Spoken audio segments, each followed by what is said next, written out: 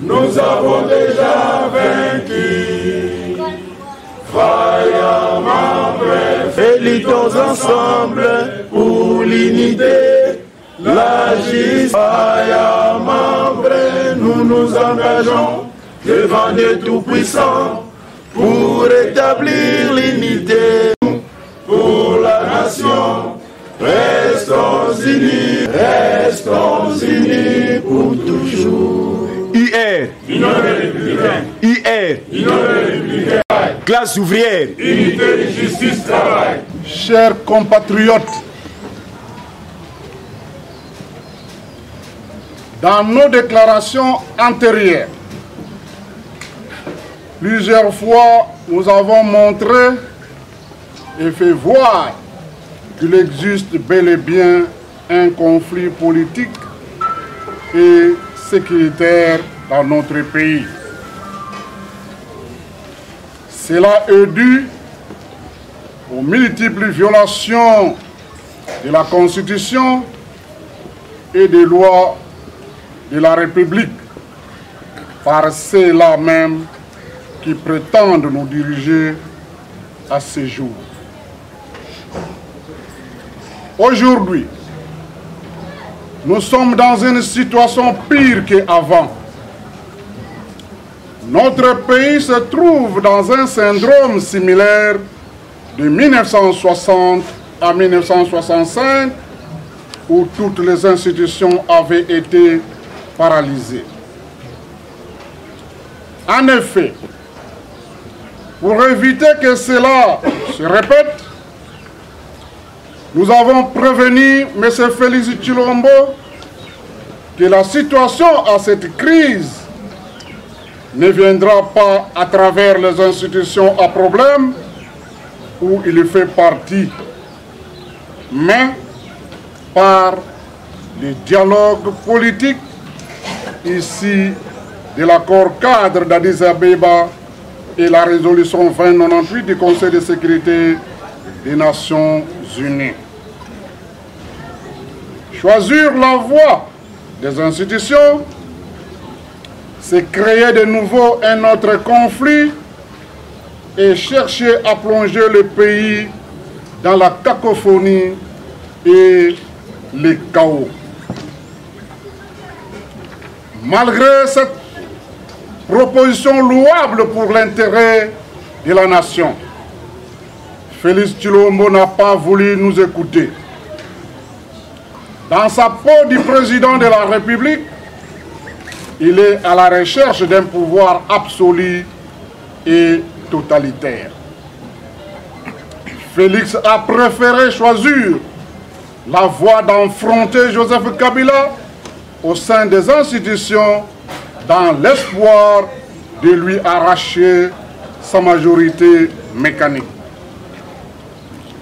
Par ailleurs, pour réussir ce coup, dans cette démarche, Félix Tshilombo a réuni tous les moyens matériels et financiers en associant l'ambassadeur des États-Unis à Kinshasa de jouer le rôle de lobbying auprès des chefs des partis et regroupements politiques de l'Assemblée nationale. Ce dernier a réussi à débaucher le député du FCC et à convaincre Jean-Pierre Bemba ainsi que Moïse Katumbi afin d'adhérer dans l'union sacrée. C'est un accord avec leur appui que le bureau de l'Assemblée nationale a été limogé. Dans cette démarche, Félix Tshilombo est sûr d'aller jusqu'au bout, sans savoir que la politique est un monde des intérêts.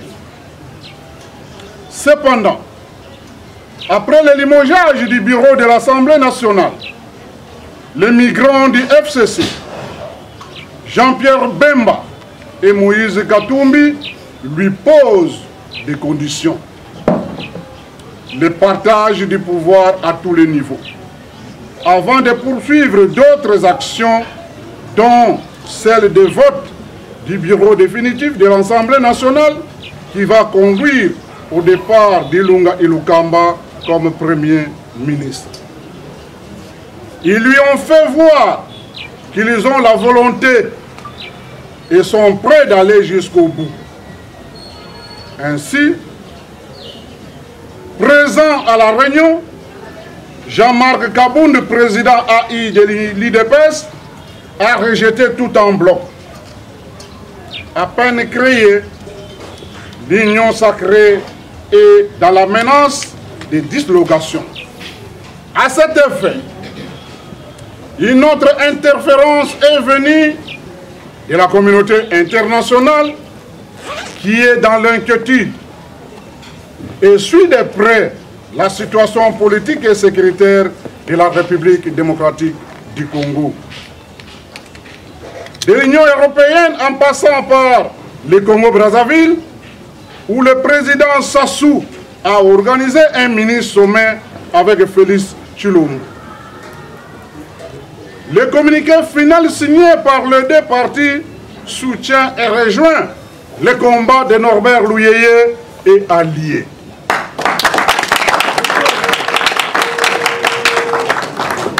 Il exige la mise en œuvre de l'accord cadre d'Addis Abeba et le dialogue politique global et inclusif de toutes les parties prenantes au conflit.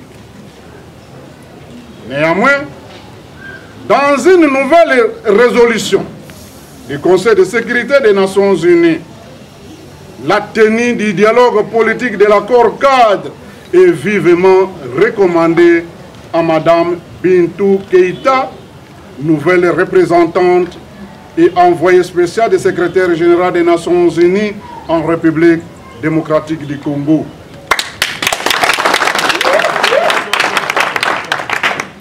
Sa principale mission est de résoudre cette crise.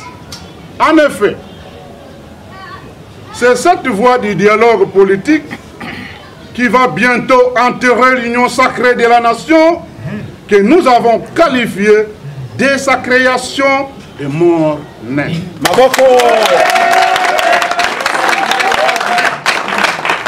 Pour faire disparaître les vautours qui jusqu'à présent sont dans l'ignorance de comprendre que l'initiateur est patron de l'union sacrée et dans la balance en voie de prendre une autre direction et à opter pour le dialogue politique. Dans cette logique, il est clair que Félix Tshilombo se trouve présentement au siège de l'Union des Républicains sur Kinzao numéro Maboko. Au quartier 4, dans la commune d'Enji. Aussi, avec l'arrestation de Roger Lumbala en France pour le dossier mapping, la communauté internationale dans l'ensemble et l'Union européenne en particulier ont-elles lancé un message clair à la classe politique congolaise ainsi qu'à Félix Tshilombo qui prétend être président de la République. La communauté internationale lui exige de se débarrasser de ces criminels dont les uns se trouvent dans l'union sacrée et les traduire en justice. Car ils sont dans les combines pour leurs intérêts et bloquent l'avancement de la République démocratique du Congo. Chers compatriotes, esclaves, légalistes de la Constitution et des lois de notre pays, l'Union des Républicains et alliés n'ont jamais laissé à aucun cas passer inaperçu la violation des textes juridiques qui régissent notre pays sans la dénoncer. Mais pourquoi créer aujourd'hui un conflit inutile alors que tout est réglé à l'Assemblée nationale dans ses articles 26, 27 et 54 de son règlement intérieur, à savoir d'appartenance à la majorité ou à l'opposition politique, dûment signés par chacun d'eux. 1. Article 26, alinéa 3. Au début de chaque législature, les partis et regroupements politiques déposent au bureau provisoire de l'Assemblée nationale une déclaration d'appartenance à la majorité ou à l'opposition politique, dûment signée par chacun d'eux.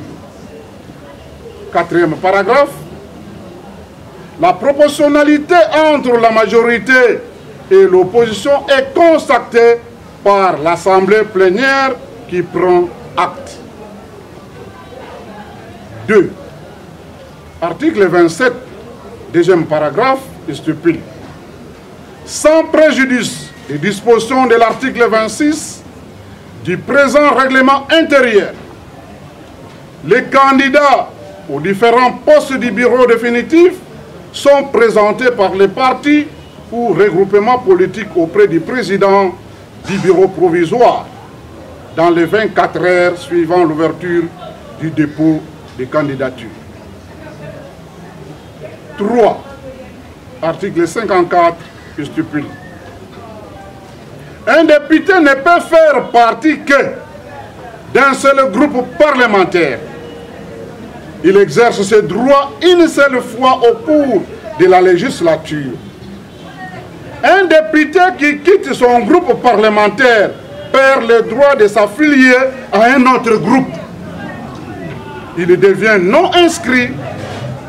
Les groupes parlementaires sont constitués pour la durée de la législature. Chers compatriotes, au début de la législature, les partis et les regroupements politiques au pouvoir ont souscrit dans cette logique et rempli toutes les conditions exigées par les règlements intérieurs de l'Assemblée nationale. La Cour constitutionnelle a statué sur ce sujet et l'a déclaré conforme à la Constitution. Nous sommes surpris de voir celui qui s'appelle garant de la nation, qui devrait veiller au strict respect de la Constitution et des institutions, a intentionnellement violé la Constitution. Il a quitté les institutions pour former une coalition union sacrée de la nation que lui-même n'arrive pas à bien définir. Ces adeptes en interprètent l'essence chacun de sa manière. Et maintenant, que dire de l'union sacrée de la nation? Tant de questions se posent à ce sujet. L'opinion tant nationale qu'internationale cherche à savoir quelle est son identité réelle. Un parti ou un regroupement politique. L'union sacrée a rempli toutes les conditions exigées par les articles 26, 27 et 54 du règlement intérieur de l'Assemblée nationale. L'union sacrée a-t-elle fait une déclaration au début de la législature de son appartenance à la majorité ou à l'opposition politique au sein de l'Assemblée nationale?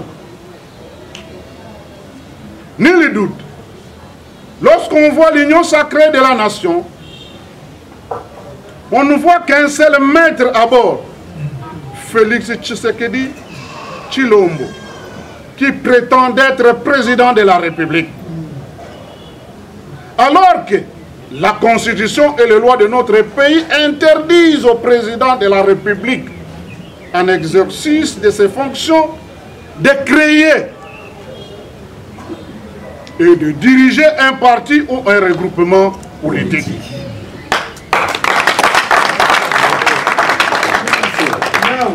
Dans les cas d'espèce, il est clair, en créant et en dirigeant l'union sacrée, Félix Tshilombo a intentionnellement violé la Constitution et les lois de notre pays.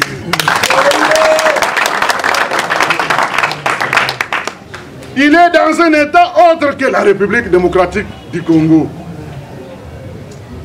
Au regard de ce qui se passe à l'Assemblée nationale, il faut dire que la Cour constitutionnelle est mise à l'épreuve et sera responsable de ce qui arrivera dans notre pays. Au lieu d'être impartiale et indépendante, de dire le droit comme il faut, la Cour constitutionnelle s'est transformée en cour politique et à caractère tribal, inféodée à l'institution président de la République, rend des arrêts qui souvent sont influencés, controversés et fantaisistes. Pour des raisons d'intérêt, ce juge viole la Constitution et les lois de notre pays. Comme conséquence, aujourd'hui, cette cour est paralysée. La population est sceptique et ne lui fait plus confiance. Ces juges ont perdu la crédibilité et la fin de leur carrière est mise en jeu pour la retraite anticipée.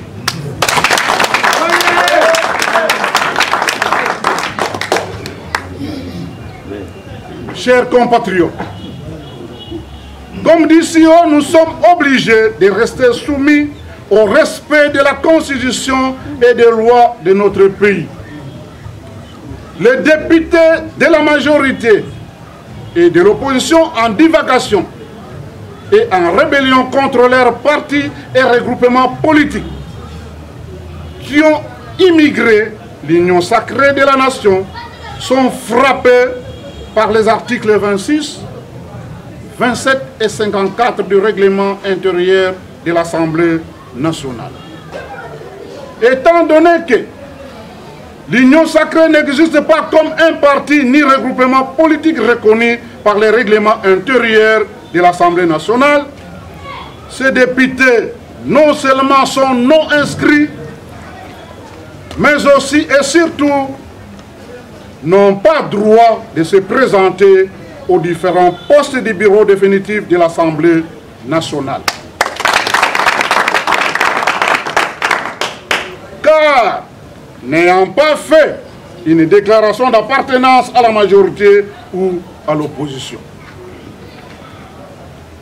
Quant à l'adhésion de ces députés à l'union sacrée, ceux-ci ne font plus partie ni de la majorité, ni de l'opposition. Ils sont d'office auto-exclus et doivent quitter l'Assemblée nationale. Pire encore, les 39 députés du PPRD qui se sont auto-exclus et ont adhéré à l'union sacrée sont frappés non seulement par les articles du règlement intérieur de l'Assemblée nationale cités si haut, mais notamment par l'article 110 de la Constitution qui stipule que tout député national ou sénateur qui quitte délibérément son parti politique durant la législature est réputé renoncer à son mandat parlementaire obtenu dans le cadre du dit parti politique. Ils sont d'office remplacés par leur premier suppléant. Quant à la mission de l'informateur dans le cinéma, celui-ci n'a pas raison d'être. La majorité parlementaire s'est déjà dégagée au début de la législature en cours et constatée à l'Assemblée nationale selon l'article 78 de la Constitution, premier paragraphe. Le Premier ministre est désigné et le président de la République a même signé l'ordonnance de sa nomination.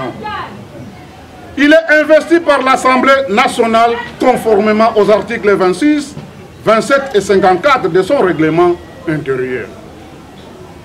De plus, la Cour constitutionnelle l'a même déclaré conforme à la Constitution et en a pris acte. Comme on le voit, alors que la Constitution et les règlements intérieurs sont clairs. Nous sommes surpris de voir Félix Tshilombo nommer un informateur en vue d'identifier une nouvelle majorité parlementaire. Cet acte est une violation intentionnelle de la Constitution. Chers compatriotes, comme dit si haut, esclaves, légalistes et défenseurs de la Constitution et des lois de notre pays, l'Union des Républicains et alliés ne peuvent pas accepter que, pour des ambitions démesurées, la Constitution et les lois de notre pays soient toujours violées. Avec la nomination de Mme Bintou Keïta, représentante et envoyée spéciale du secrétaire général des Nations Unies en République démocratique du Congo, nous avons la foi que cette fois-ci, les problèmes de notre pays seront résolus. Ce qui est regrettable dans cette logique est que Félix Tshilombo et la Cour constitutionnelle sont dans un complot et se trouvent dans la voie de créer les institutions parallèles d'un État autre que la République démocratique du Congo. Ce qui va mettre le pays à feu et à sang. Bref, c'est un coup d'État intellectuel en gestation. Tout ceci est la conséquence des élections mascarades, bâclées et chaotiques de 2018. À cette occasion, j'invite une fois de plus, avant qu'il soit trop tard, M. Félix Tshilombo, à abandonner tous les schémas incalculables qui risquent de brûler de nouveau le pays et à revenir à la voie de la raison pour sauver notre peuple. Le dialogue politique ici de l'accord cadre d'Addis Abeba reste la seule voie pour résoudre notre crise. Je dis et je vous remercie.